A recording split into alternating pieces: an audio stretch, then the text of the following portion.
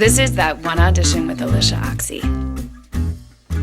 I really love going into these sometimes blind because you are like an enigma online, which is great, Courtney. Let's just keep it that way. Because I sometimes struggle as an actor to myself where I'm like, should we put a lot out there or should we just let people be able to project onto us? Yeah, I hear that. I hear that. I feel like I'm very like whatever I put out there, you guys just gonna have to like it or hate it or like it. Like it is what it is.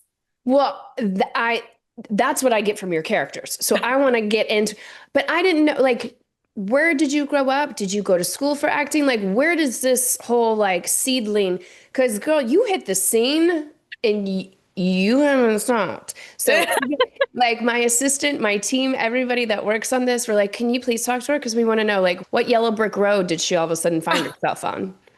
That is so sweet. I was born in Philly. I was living there for about 10 years, and then I moved to Delaware because the school system they were about to put us in, my mom was not happy about. So she moved us to Delaware because she wanted us to be in a better school district. And honestly, acting was not even on my radar. I mean, was I performing a lot? Yes. I was a silly, silly girl. I was always getting in trouble for standing on the desks and speaking my mind and just being loud and aggressive and just trying to do my own comedy act since I was like 7. But I was always performing. I was doing ballet, I was doing tap, I was doing jazz. And I really, really heavily got into like movies and stuff like that because of my dad. Like my dad loves movies. Like he'll sit us down and we have to sit still for that 2 hours, however long it needs to be. And he'll point out all the actors. Know this actor. This is Montgomery Clift. Know this actor. Da, da, da, da, da. Like he will literally give us a synopsis while we're watching the film. And there was just like a small part of me, like the little girl that I was like, dang, I would love for my dad to be able to talk about me like he's Yes. talking about these actors. Uh-huh. Like And if my there dad is the seed that's planted. but that's the seed for me. I was just like, dang, I wonder what like that like the way he talks about them, he lights up. I'm like, yeah, I want my dad to light up like that when he's much my daughter on the screen, you know? Mhm.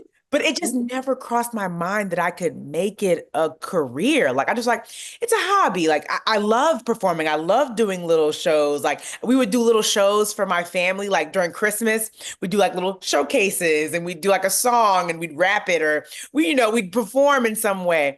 And I always loved doing that. And then in high school, I was doing musicals. Like I did White Christmas and Copacabana and Hairspray. And I loved performing. I loved singing. I loved acting. But again, it still just felt like I just enjoy it. Maybe it's just a hobby for me. So then college came around and I was like, okay, what should I do for college? Maybe I'll major in theater. And my mom goes, that's very cute, girl, but we're not going to major in theater. So she really wanted me to do like something that felt like I could get a career after it if worse come to worse. You wanted that plan B back up. Yes. My mom is a key plan B person. She loves to make sure I have a plan B. Practical. Just Yeah, practical. very practical, which is no hate. Love that. What'd you do? What'd you focus in? I majored in criminal justice and sociology. And As one does if they want to be an as actor. one does when they want to do entertainment. And I thought it was going to be so easy. I was like, oh, the athletes are doing it. Random kids who don't come to school do it. Like, this is going to be an easy major. Hardest major I've ever experienced. I was struggling so bad. And like the athletes were doing so good and everybody else was doing, I'm like, this is gibberish to me. So basically, I spent the majority of my days in college in office hours trying to either convince my way into getting an A or finding out extra credit activities. So by the time I graduated, I had went to my mom and I was like, Mom, I really want to act. Like I don't know how I do it. I'm not happy here. I'm not happy. I don't want to get a job in the criminal justice field. It sounds so boring. And then she was like, okay, well, if you're gonna do it, we gotta do it right. So she helped me find an agent that I needed to audition for. And like, yeah, I had to get my headshot ready. I had all my like little high school performances on the resume. So I auditioned for the agent. She loved me. And she was like, where have you been? And I was like, in college for 4 years. And you came out straight to LA from East Coast, or did you go to New York? What was your I was journey. auditioning heavily in New York, but I was still living in Delaware. So I would be taking these like 2 to 3 hour train rides into New York for 2 minute auditions and then take the 3 hour commute back. And I loved it. I was like, I'm in New York. I'm auditioning. Like it just felt like I was finally in it.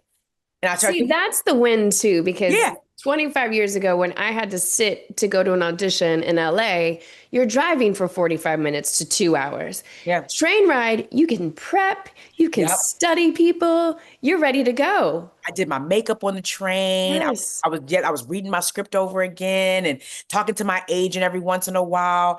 It was just, it was like perfect. Like I didn't mind taking that train in, and it allowed me just to kind of settle down. I wasn't stressed. I said, okay, I'm gonna get there when I get there. And it just allowed me to feel like I was in it. Like I just didn't mind those train rides all the way in. Okay. So people are going to love hearing the trajectory of where you go. So before I lead you to anything, I want to know what's that one audition for you? Where does that land? Because I'm just going to tell the audience now while we're talking, okay? Single and anxious, insecure, send help, the company you keep, killing it. And then we start to hit another stride. Neon, shrinking, Abbott Elementary, and now Ballard. You have not stopped. So when we get this agent, can you just give us a little timeline? Like what year is this approximately? I got the agent maybe a year and a half after I graduated college. And now I think that was 2011, 2012. Great. Okay. Because I Yeah. wanted to let people, I always say this on the podcast, it takes times. Yeah. So I'm looking at IMDb being like, she just fell into a whole nice little deal. But if that's 2011, 2012, when you start hitting that stride is 2016, 2017. Yeah. So it takes 5 or 6 years. So you're in New York hitting pavement. So you tell me which audition story, because I mean, if you go back to the beginning, I have that one audition that started this podcast. So Yeah. I always like asking people before I start picking at the ones that I'm like, well, then how did that one happen? But Mm. yes, what's the one that comes to mind? The one audition that comes to mind is the one time I auditioned for Marvel. And I drink my tea. Because also, did Marvel give you in, or were they dummy sides? they were dummy sides. I didn't know. I was like, okay, this feels very untitled, this product. I was like, okay, I wonder what this is. And I get it. And I was like, this is Black Panther. This is a Black Panther audition. I am, mind you, I had just gotten my agent maybe 6 months ago, maybe a year ago. Like it was a short amount of time that I've had the agent. And I was like, okay, we'll see what happens. She was just in this, she was in Harrisburg, but she would get me in auditions in New York and all these other places, like on the East Coast. And so I was like, this can't be Black Panther. And then my agent was like, Courtney, I got you in. And I was like, okay, let's do this. And I was so nervous. I hadn't taken an acting class outside of like my performance study classes in college. And I was like, okay, how can I, I'm just gonna do this. I'm gonna try my best. It was my first big audition. I go to New York, I go to the audition, and I do the first scene. The first scene's like maybe a page and a half. Nothing crazy. It was a very serious audition. It was a very serious scene. I can't remember which scene it was. It was a very serious scene. And I was like, okay, I do it. And they were like, okay, thank you. That was great. We'll let you know. I walk down the stairs of this. I'm so sorry. I have a cat. I do too. Mine's crying at the door. So don't worry. I should put him away. He's just insane. But I walk down the stairs to my audition. I get a phone call from my agent and they go, they love you and they want to call you back in tomorrow. And I was like, What? I panicked. I panicked so bad that I just wasn't ready for the callback. I was like, what's a callback? Like I didn't even know. Exactly. Well, that was going to be my question. So since you hadn't done anything yet, Courtney, I need to know what your instincts are. Because also that's the other thing. It's one thing to deliver. Because I did the same thing where I'm like, I hit it. And then they're like, do it again. I'm like, I don't know how I hit it. What did I do? Right. And so it was sometimes the callbacks that I would trip over myself when I didn't have a technique or a basis of something that I was going for, but my instincts, so I want to know, what were your instincts? Were you just like, I'm going to memorize this. I'm going to memorize this forward, backward, and just here I am. That's what it was. I think I just said, because I don't think I had gotten the memorization down. I had done like a lot of I was doing a bunch of commercial stuff, and I was doing like really short stints of, talking and here and there. But when I had gotten this and it felt very dramatic, I was like, okay, I am not a dramatic person, but they're gonna think I'm a drama queen. So I memorized, I read that thing maybe 30 times the first time I got it. I let it sit in me. I walked around my house saying it out loud. I talked to my brother in because then I had to make up an accent too. I had to make up this accent. So I'm talking to my brother in the accent. I'm talking to my mom in the accent. I'm pacing around the house, like just reciting, because I hadn't had a process yet. This was my first time really diving into a real script, it felt like. So I said, the least I'm gonna do is memorize it. The least thing I'm gonna do, I'm not even gonna look at that page when I go in there. So when I had gotten there, I finally did it. When I tell you, I'm certain I blacked out. I don't even remember. I remember looking at this woman. It was maybe the most still I had ever been in an audition. And I was staring her down and I was just reading the words to her. I teared up a little bit. I literally walked in the hallway and I was like, hello? It was like I blacked out. Like something in me was like, ooh, this is your chance to show up in a way that you have not shown up before. Give it your all. Like go in, like put it all out on the table. And it's so funny. It's been hard for me it took me a long time to recreate that moment again in my auditions. So let's talk about the callback the next day, because the nerves, like, so what happens callback, especially with it being Black Panther? We got more people in the room at this point for callback? We have, well, there were 3 other girls in the room that were waiting. Small audition space. Then I go in and I'm thinking, I'm gonna get this because it's a comedic scene. No, I overthought the comedic scene, like way too intensely. When I finally had seen the scene like in the movie, I was like, that's how I was supposed to do it. And I know that. I didn't deliver that when I was just so in my head. Were you able to even recreate what you did the day before? No, it was out. It was out of me. It was like a spirit was on me. And then as soon as I got the call back, I was like, okay, bye. Okay. You like got what I needed, just needed a little bit of that validation point. Like, I can do it. I don't want to do it though. So thank you so much. I did it. I did it once. We're going to leave now. Right. But my daughter wants to be an actor, and that's sometimes she's like, okay, I did it once. I'm like, okay, we have to do it again. She's like, no, I'm good. That'll do. How it works. Yeah. It's kind of great. Okay. So then after that audition, is that where a moment where you're like, let me grab onto something? Okay. So where do you go? What do you do? At that point, when I left the audition, I knew I was like, that was not a good audition. I called my manager. I said, I need to hone this skill. I need to get better at auditioning because I know I could have done really good at that, but I flopped. I flopped that callback. And I don't ever want that to happen again. And she said, okay, I'm going to put you in an acting class. And that's when she introduced me to Brian Fox, this acting coach in Philly. And he taught us the basics of audition, scene work, like breaking down a script, like really showed me exactly what I need to do because again, we can do scene work. Scene work is fun. It's great. But how am I going to get to the scene if I can't audition? Exactly. And that was how do I get the job? How do I get the job? And that was his whole MO. Like, I'm going to teach you how to book the job. Yes. So, and he was showing us how to do the self-tape thing before we even started diving into self-tape. So it felt comfortable to do self-tapes when we did the huge switch for in 2020. Like he was just on it. And every time I got better and I got better and I got way better at memorizing. I got way better at playing to no matter who the reader is, I was going to give a stellar performance. Like he helped me hone that muscle. And that audition made me like, okay, it's time to buckle up. I love we learn the most from our mistakes. There's nothing else that you can possibly say. I've heard incredible stories about auditions, and they might change a career, Yeah. but it's the ones where you're like, well, yeah, I don't know. I Mm. got to figure out something. I got to recalibrate so I can understand how to deliver this again. Okay, I don't know when you start working with him, but tell me, I want to know about Insecure. I mean, we could jump to Single and Anxious. Like you end up jumping in. You joined Single and Anxious when was it season one or you were in season two you Person joined? too. Yeah. Yes. It was this really good web series. I really just wanted to work. And they weren't paying us anything, but I was like, I don't care. I'm so happy that I'm to be working.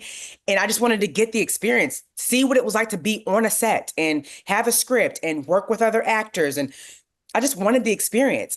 And when I had gotten that, I was maybe a year into my acting class.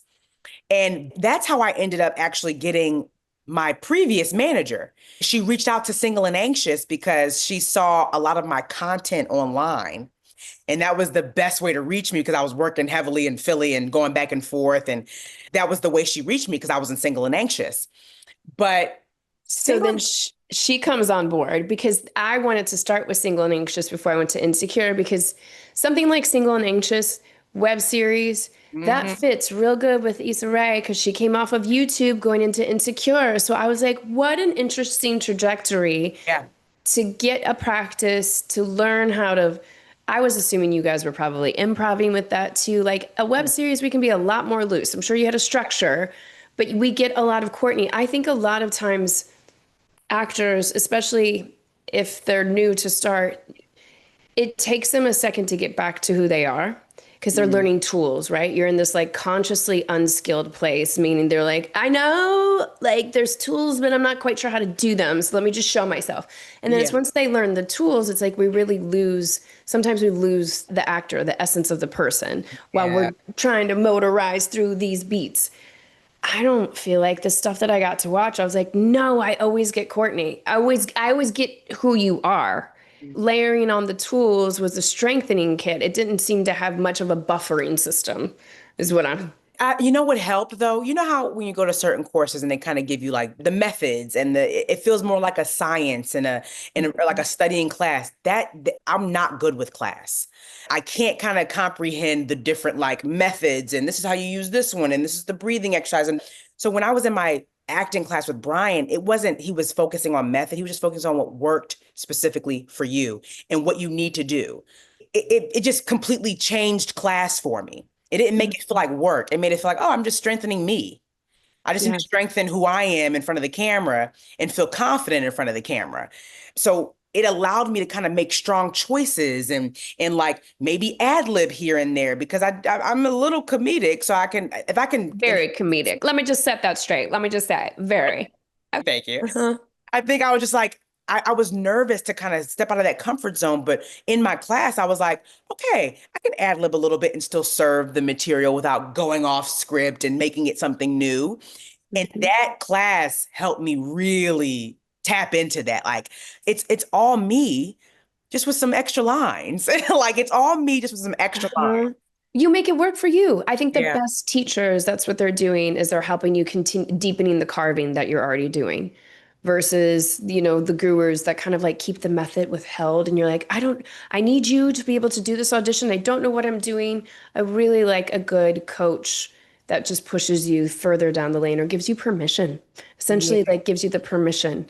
that's what it was. Okay, so then tell me how Insecure. So does this new manager come on board and then this is where Insecure kind of comes? Yes. But Uh-huh. the manager that I had, I met her in New York. She loved my skits online. She was like, look, I know you like acting. Are you trying to create as well? And I was like, yeah, I am. So like she loved all of that. And then I was with her for maybe a couple months and she was like, hey, why aren't you in LA?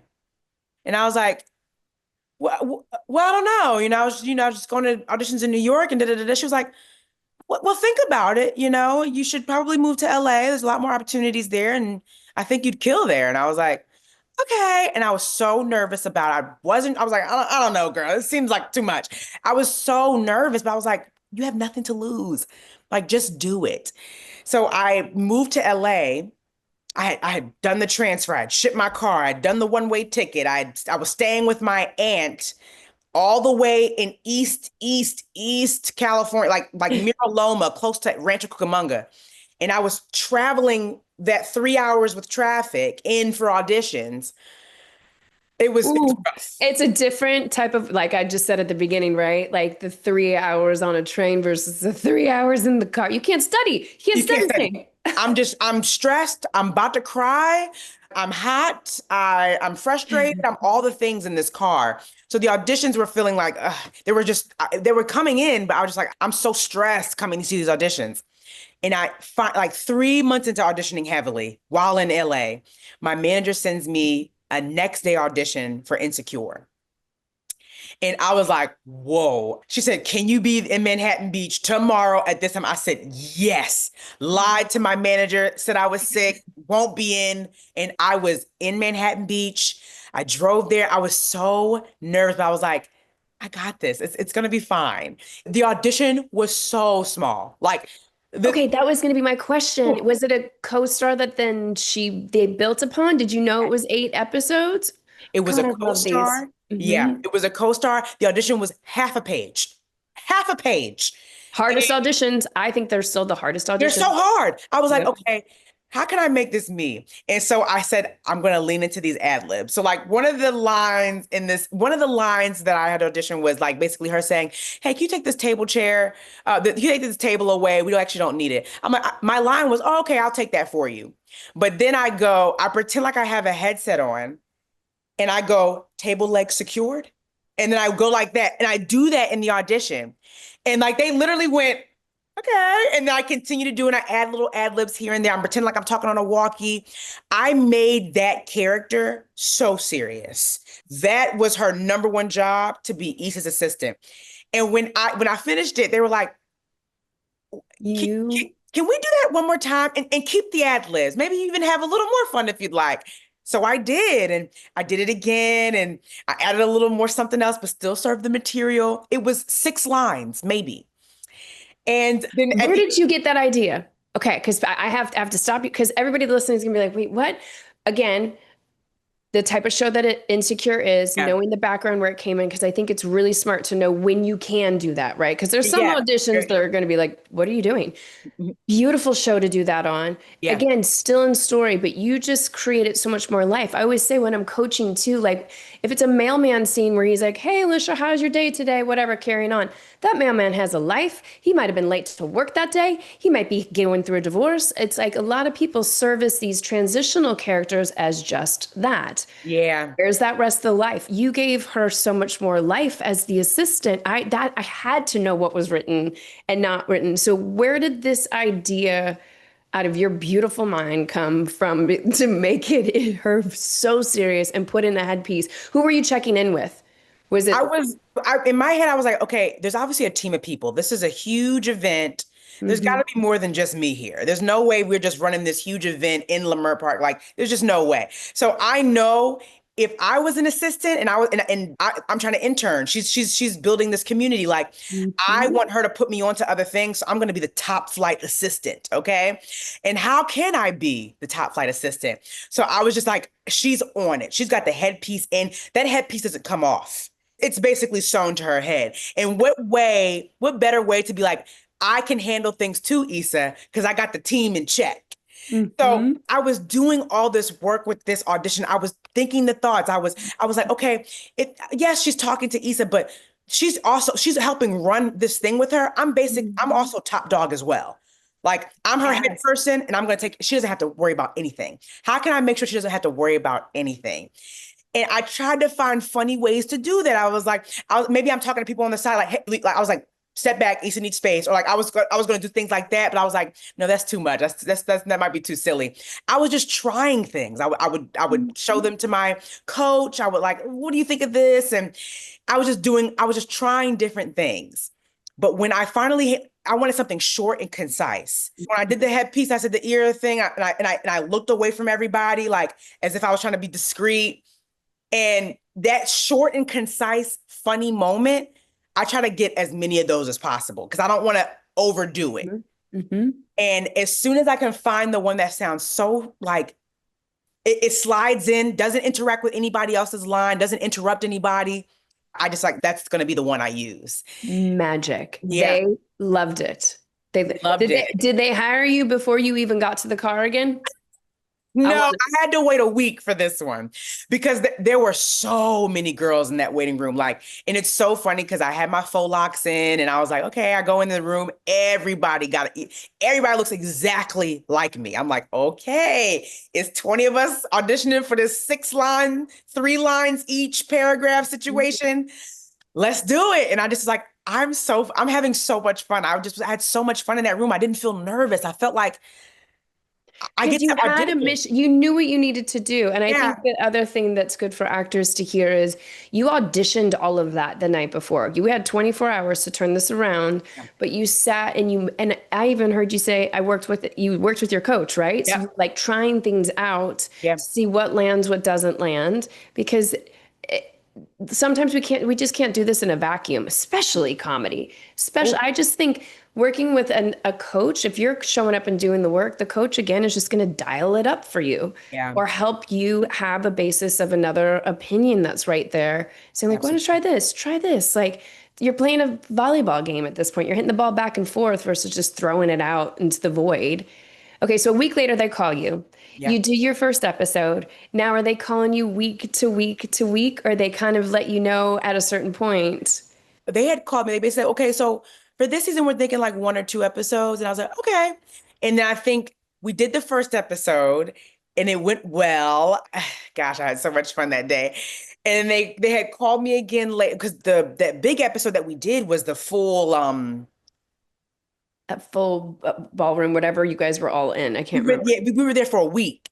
We Mhm. filmed for a week to do that.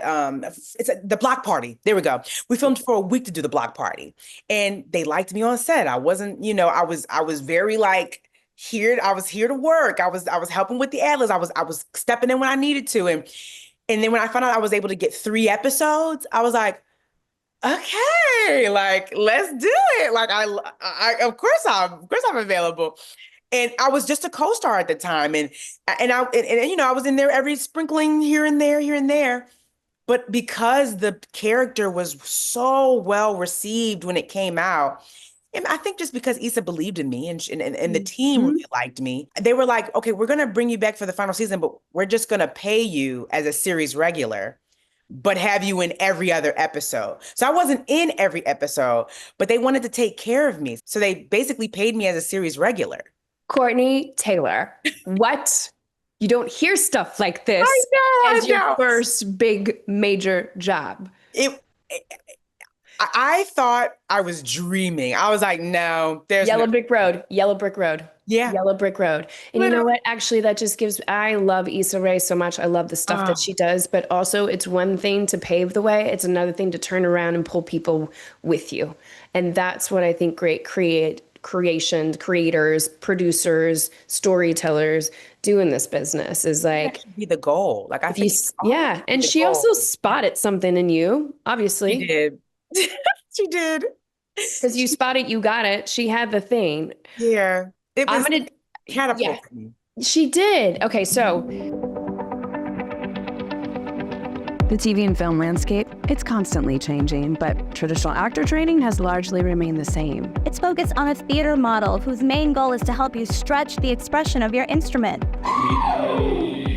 That's why you can have years of training, From scene study classes to audition classes. to even an MFA, and still not be able to book a 2-line co-star. That's why we created The Bridge for Actors. A collection of tech, craft, and business online courses to teach you the skills that you need to go from a student of acting To a working actor.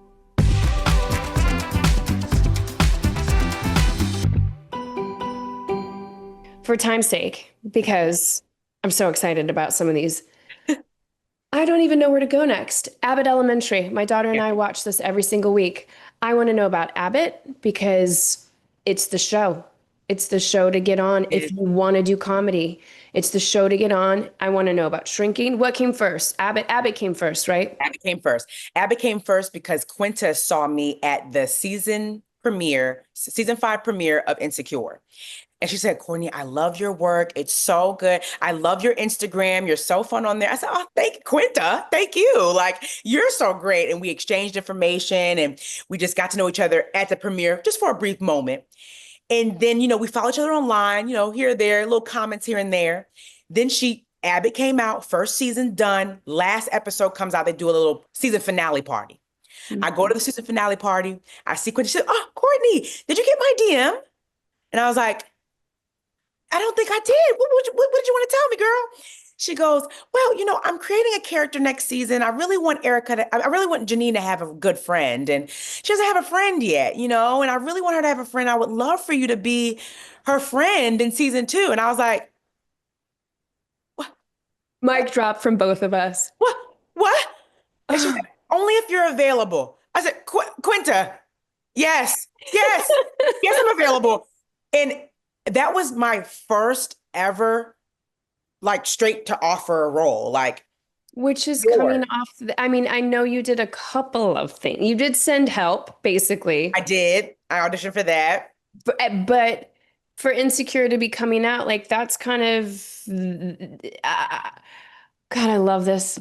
I didn't even know Yellow Brick Road, but sincerely, Yellow Brick. Yellow Brick Road. Yellow Brick Road. So she offered you that part. What a dream. Okay, then I'm going to ask you the tough questions too, because when we get offered things, our audition is that first day of work. Because you didn't get to audition and Quinta didn't get to be like, yep, I select that performance. I select that idea. Yeah. So tell me, first day of Abbott, how do you come in and do your Courtney thing of like, this is what I'm thinking. Did Quinta like kind of play with it? Were you guys massaging things or? We massaged some things while we were doing it. I think Quinta didn't seem nervous. I was nervous as hell. Quinta was like, okay, come on, let's do it. Let's do a little rehearsal. I'm like, okay. Like, I don't remember if I was at a table read. I don't think I was at a table read. I think I just went in.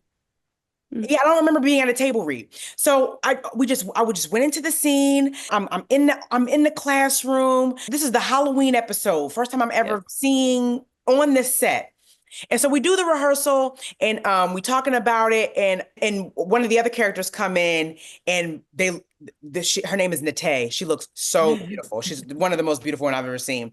She's on the set and we supposed to see her. So me and Quinta we ad lib a bit commenting on how good she looks. Like what does that girl do? And while we're doing the ad libbing, like just talking, this is not scripted. We just like, oh, she looks great. Like, and we just talk about that for a second.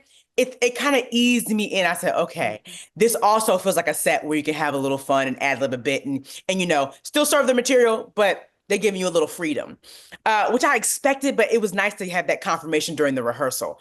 Because I think whenever I go to set and if I feel like I don't have enough like prep time with the people, I use that rehearsal to the best of my ability. Like I get my questions out. Well, what are you feeling? Like, what do you want me to do? Do you want me to get close to you? Or you want hugs? What's happening? How close are we?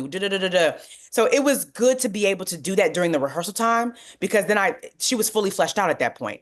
I already knew what Erica felt like to me, but then I knew what Erica felt like to Quinta. So then it was easy for us to kind of dive right in. Dream job. I actually just interviewed William, the guy who plays the janitor, and he talked, his audition story for that is very similar to yours for Insecure, where he was like, I just added some stuff because I kind of just knew, and that's what got him the job. It's 100% what got him the job.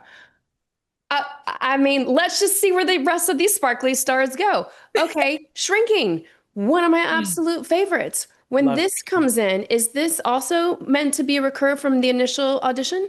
Yeah, it was a recur role immediately. And it was funny because when I got the audition, it was like, oh, read Shrinking for Gabby's little sister. Her name is Courtney. And I was like, you're like, so it's me. So it's me. And so and I remember my friend had auditioned for it too. And she had reached out to me. Her name is Alyshia. I love this girl. She's so great. She calls me. She goes, I just auditioned for this role, Courtney, for Shrinking. It's you, Courtney. Did you get this audition? And I said, yeah, I did. I'm actually headed in. She said, oh, it's yours. Like, I just read for it and I was like, why would I be this character? It's definitely Courtney. So I go into the room and again, I think I truly created these wonderful connections along the way. So when I get in there, all I hear is like, oh my gosh, hey, Courtney. Oh, so nice to meet you. Love you and Abbott. And I was like, oh, thank you guys so much. Like they were already speaking life into me as soon as I got into the room because I created such wonderful connections already on those other sets. And then I meet Jess, and Jess is so wonderful.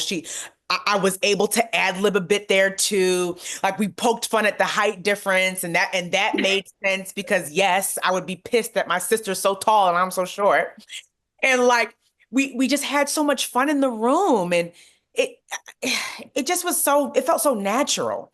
And then when I finally got the call, they're like, yeah, Courtney, it's you. It was you. And I was like, So wait, you got to work with Jess in your initial call? There's nothing better than that. Jess was so open to being at every single audition. I was surprised to see her in the room.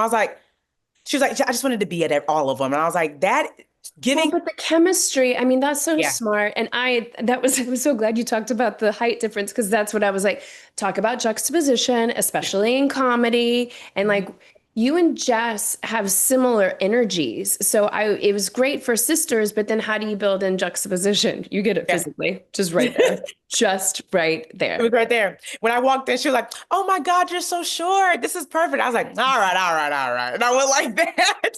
And they were laughing. So we had already created a banter as soon as we had got into the room, which it's easy to do with Jess, to be very fair. It's easy to have a good banter with Jess, but like, it was just so fun to do the scene with her. I'm also just so glad that they brought you in the room because that was 2024. A couple shows like Euphoria, a few of them are bringing into the room. So it's not like you're doing a Zoom chemistry, right? Where you're having to figure that out. It's so nice to get back, especially for comedy. Especially for comedy. Okay, I ask everybody this, and I think that this might be a good audition to do this on. So actually before that, when does CAA call? Because let's talk business. Let's talk business. Let's talk business. Does CAA call after Insecure and they're like, who the hell is this magical queen? That.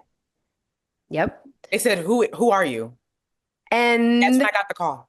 And then did you meet with any other agencies like that? Or you're like, just here we go. Let's just see what happens. CAA was the first. First, it was ICM, because remember, it was ICM by itself, and then ICM went over to CAA. ICM reached out to me, but ICM was the only one who had reached out. And like, Celestine, and those are my people now, Celestine and Taryn were like, who is this girl? We need to know who this girl is. And they got me right after season 4. Like when season 4 was done, they were like, call that girl. And my manager was like, you just got a call with ICM and they want you. I don't think you should look anywhere else, but there you go. That I just think it's good for, look, the big guys, they're going to call when they see something. When people get to town or where they're constantly trying to like, I need to get this agent in order to get the work. No, you need to focus on the work and the work will get the right salespeople. 100%. Every management person I have saw my work and reached out. Whether it was a skit, whether it was something I did with Single and Anxious, whether it was me creating something and or being a part of something and doing it well. Yes. And just continuing to do it. Because also, I think when an agent or a manager reaches out to you, I know this, if they're the ones reaching out, they know how to sell you. They're figuring out what to sell and how to sell. They see dollar signs, and I'm not surprised then that they're like, oh, over here, try this here. I'm not surprised that like the biggest shows are landing in your inbox, but also it's because of your work. For Quinta to just roll right up and be like, hey, slide into your DMs and give you a role. Come on. Okay. So here we are with Ballard, which I think is kind of interesting. Not that it's so in line with what you went to school for, but that there's some similarities, right? Some of the world where you went to school and you're like, what the fuck? What am I doing here? This isn't clicking. And then you find yourself on a show like this. So when Ballard hits your inbox, or was it an offer or did somebody slide into your DMs? I want to know this. It was definitely an audition. And when that series regular popped up and I was like, okay. Because you were ready. Look at all those recurs. You were so ready. Yeah. So ready. A series regular audition always gets me like, it feels so daunting. I had done plenty of series regular auditions and no response, or I would get pretty far and nothing. So every time I get them, I was like, it always feels so bittersweet because I want it so bad, but I know there's going to be 1,000 steps to get to where I want to be, which is the job. So when I had gotten it, I was like, okay. I had read the breakdown. I saw Michael Connelly. I said, okay, love the Michael Connelly universe. This girl seems cool as heck. I gotta get her. And then it was drama. And I so badly wanted to dive into drama. I feel like it feels very natural to me to do comedy. Drama, I want people to see that I can do it. I can do this You too. can do it so good. Thank you. But also, if you can do comedy, you can do anything. And I'm not just saying that to you. If you can do comedy, you can do anything. Yeah. I think it's a way easier route. I ask everybody this, other than reading the script, and since you had worked with a coach prior to this, now you're working with people who are ad-libbing and playing, but now we're in this drama world. Other than reading the script, what kind of script analysis, tangible tools did you learn or use to get into this audition for Samira? What I did was I started watching a lot more cop procedurals. So what I did was I was lucky enough to do the spinoff of that show, which was Bosch. So I was watching Bosch heavily. I had it in the background, just days on end, just Bosch. And it allowed me to not only get into the spinoff universe of it, but also Michael Connelly in general, the cadence of the shows, like Lincoln Lawyer, and like understanding how the scenes move. Always take time for a little research, even if it's whether it's a similar show or the show's seasons prior. I always do a little research, like a lot of research, really, just so I can feel the world. Yes. And then also what I made sure I did, because I knew I couldn't lean on my ad libs, I had to lean into my stillness. To me, drama, you gotta lean. I can't be like the quick pace, the sharp shooting girl I'm usually am in most of my auditions. I had to depend heavily on my stillness, by taking my time with the lines, staying focused when it came to looking directly at my reader. Like those moments feel so powerful, and it's so minimal. Slowing down and giving straight eye contact is kind of the hardest thing for me to do, but I know it provides the most powerful performance, especially in drama. So that was something I practiced the whole time when I was doing it with my scene partner. I was making sure I didn't move my eyes too much, or I wanted to make sure I was still, took my time, explain the work. Because procedurals, they always have these long paragraphs of information. Exposition out the wazoo, and make it feel real. But make it feel real. And it's like, okay. And you can't do that fast. You have to take your time, because it's point, another point. Are you listening? Da, da, da, da, da. You can't be too quick. And I think that was something I had to practice as well, because I'm so used to. Yes. And is this on tape? Because all of your other auditions felt like you got to go in the room. So great. Okay. So you're doing tape. How do you feel about tape though? I don't mind it. What I don't like about it is that I overthink it. So I am doing several tapes, and I'm 6 tapes in. I'm like, Courtney, it was the first one. What are we doing? Just send me the first one.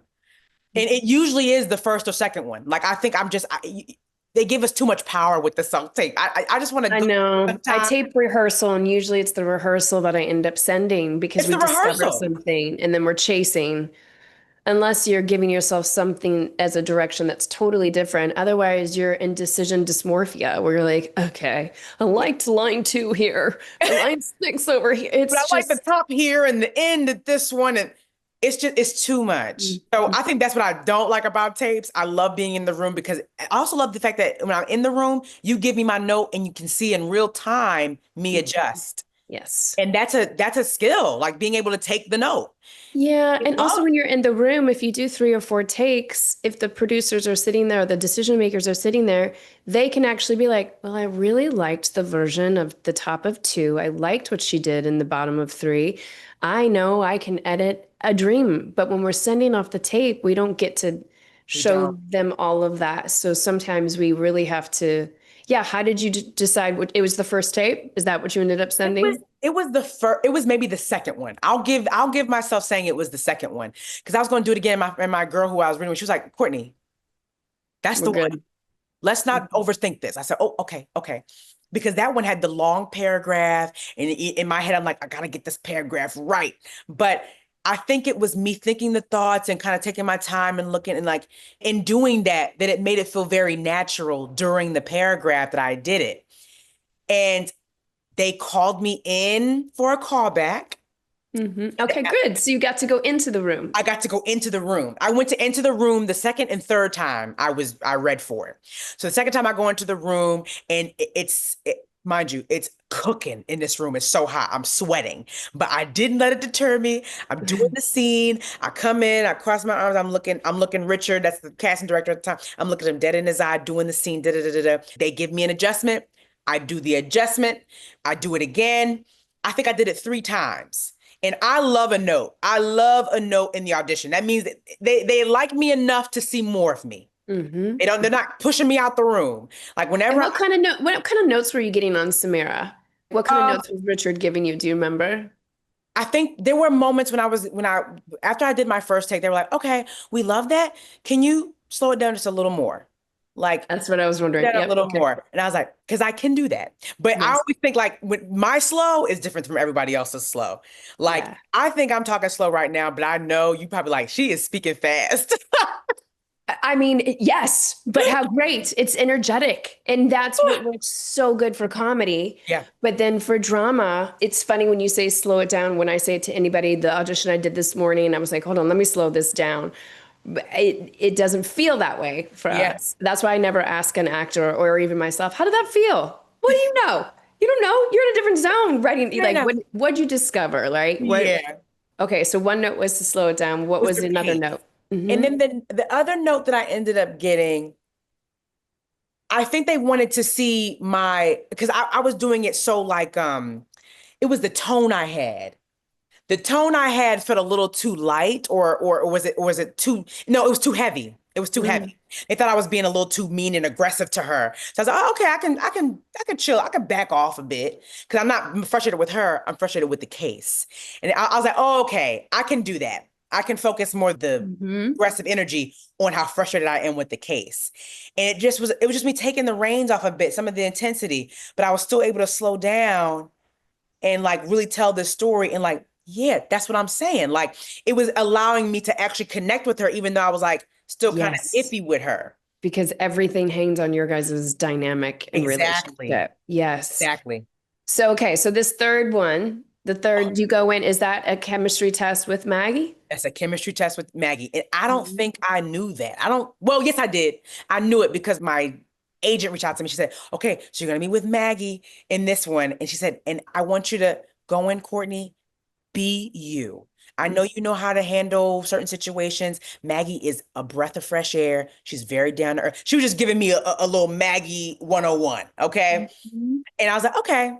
So just read the room, basically. She said, yeah, see where her energy's at and try to match it. And I said, okay, great. So I go in there and Maggie is this ball of light coming at me. And I was like, hey, girl, like we hug it out. And she said, well, let's do this. I said, let's do this, shall we? So we go in and we do a different scene. And I throw in a small ad lib. Now the scene, it's nothing major. Like this, the line is basically, did you hear what that man just said? And so instead she goes, we can't go any further. And I look around, I'm going, I'm sorry, did you not hear what that man just said? And when I did that, she laughed a little bit and so did a little bit of the room. And so they were like, so then Maggie was like, that was very good. I said, oh, thanks. So then we did it again and they wanted me to keep that in. But it was that small moment of levity in this really kind of deep scene because we're basically yelling at each other. Yeah. And I do that little, I'm sorry, did you not hear what that man just said? And then she goes, I did, thank you. But we have to we were able to have that little like quip between us. We need that in the show. We need a Courtney Taylor in the show. Like that, we need it for it to work. I love the show. So many of my friends are on the show with you. It was so great. Elaine is a dear friend of mine. Rebecca Field is a dear friend of mine. It's so great to see. You know what I just noticed, even in researching you, but now really sitting and getting to talk to you, what a joy it is that the sets that you are sitting on, that you're getting to dominate on, are female-led. Issa Rae, Quinta, like, yes, and you've been on other shows as well, but I'm talking like the shows that really allow Courtney Taylor to be like, here I am, are led women helming, sitting at the number one. And that was going to be my question, getting to step into a series regular role. I mean, I know you got it on Insecure, but there's something a little different about being like, here's that contract, which I don't think enough, we don't talk about that enough. The pressure of like, here's that contract, here's all of these dollars. Okay, go test now. Yeah, because they do it right before the test. I'm like, don't show me all these numbers with these zeros. Like I can't focus now because now I want it too bad. So how did you focus? Like what was your focus? What's your focal point to distract from the pressure of the dollar sign? Because we have pressure all the time when we audition, like you said, when you got the series regular. But now when you're testing and getting to go into the room and sign that, what is your diversion into sinking into what you're there to do? I just always remind myself it's not mine till they say it's mine. So yes, we can see the numbers. We can see yes, oh, they really like you. Okay. I hear all that. That's so great. That's so cute. That's so great. It's not mine until they say it's yours. And that allowed me to stop thinking about the numbers, stop thinking about what audition part I'm on, stop thinking about all the cute compliments, and because the compliments are great, but you can be stellar and the role cannot be for you. Yes. So I had to remind myself that a couple times, like I can be so good at this audition. If it's not what they're looking for, it's not what they're looking for. It doesn't matter. And that's okay. You can't take that personal. So it was me learning it's not mine until I say it's mine. And that made me show up for Maggie. That reminds me too, like whenever I hear chem test, I'm like, okay, they love this person that they chem tested me with. I'm gonna make sure that girl feels good. Yes. So that she can feed off of me. I think that's always it. Popping your focus to the other person is the one thing that's going to drop you right into it and be able, which is what makes the chemistry work so beautifully on the show between you guys. Kudos, hats off. I mean, I feel like this yellow brick road is going to continue to go and go and go. But what is the thing now? This is what I want to know. Your dad sitting down watching that show saying, do you know Courtney Taylor? You should watch out for that. You should watch that. You should watch that. My dad calling me maybe every other day, anytime I book something really. But this show specifically, he said, Courtney, you don't know. I'll be on my roof screaming for everybody to watch Ballard. I'm like, it is such a crazy feeling. Like even my mom, I think she was like, Courtney, I had no idea it was this big a thing. And like, just the joy, like, I don't know why I am obsessed with doing this, but I'm obsessed with making my parents happy. And like, just seeing how proud they are of me, like, that's all I need half the time. Like, just hearing them like, oh, Courtney. Man. You're doing it. I normally ask if there's anything you do different. I can't even ask you that. Nothing could have been paved in a more beautiful way. I can't wait to see what you do next. It's such a joy to watch you on screen. I understand why they called and they're like, who is this girl? We need to get her there. So I'm going to ask you this. Okay. What are you creating for you? I'm in the middle of writing a series right now. I knew it. In the middle of writing a series right now. I have turned in my pitch deck to my team. They said, keep writing. We want more. So I'm excited to continue and finish my pilot episode. I'm just really excited to create, honestly. I'm so excited to see it. Your vision, your lane, the way your brain thinks it's a joy. It's popcorn all day long. I have some rapid fire questions. You want to answer just a couple of them? Because you have so many of them already in this amazing, I can't even. Best rap gift. I got a beach chair from Ballard and I love a beach. I love a beach. And if I have a chair, I'm there for hours. Leave me alone. I'll be there. Oh my gosh. Weirdest place you've auditioned? Oh, the where supposed to have auditioned? Probably for that Marvel audition. Because it didn't look like an audition spot. And I was like, oh, it's like somebody's home. And then I get up there and it's like this real tight little square. I'm like, where? Oh, it was so tiny. It was unassuming, to be quite honest. For it to be Marvel, right? They're like, we Marvel, really I was like, don't want you it's to know. small. I thought I was going to be like in a huge little, hangar or something like that. It's great. Okay, in between setups, what are you doing? I'm having a little snack. I'm drinking some water, looking at the sides. And yeah. Okay, craft services, what do you grab? Oof. I love me a little iced coffee with a little pump of vanilla. Then I get me those little peanut butter crackers. I love those peanut butter crackers. Okay, at lunch, are you in your trailer working out, sitting with the crew? I'm usually sitting with the cast or crew. Like I'm usually just hanging out, like, let's all eat together. Why not? Sometimes I'll sit in my trailer if I need to kind of. You are on too many fun shows to be sitting back in a trailer. There's just no too way. fun people. Like if people want to hang out, I'm like, yeah, let's eat together. I was trying to say something. I want to come. Okay, last one. Best on set game or prank? Best on set game? Me and my Ballard castmates would play this game called Movie, which is basically like horse or bullshit. So the one person would say an actor's name. Like I would say Ben Affleck. The next person would have to say another actor's name that worked with this actor. And then we keep going with different movies. The thing about that is you can lie. You can say like, Sally Field. And if somebody says, bullshit, what's the movie? And if they tell you the movie, you get M. And then, but if they don't tell you the movie, they get M. I've never heard this before. That's so fun. Every day.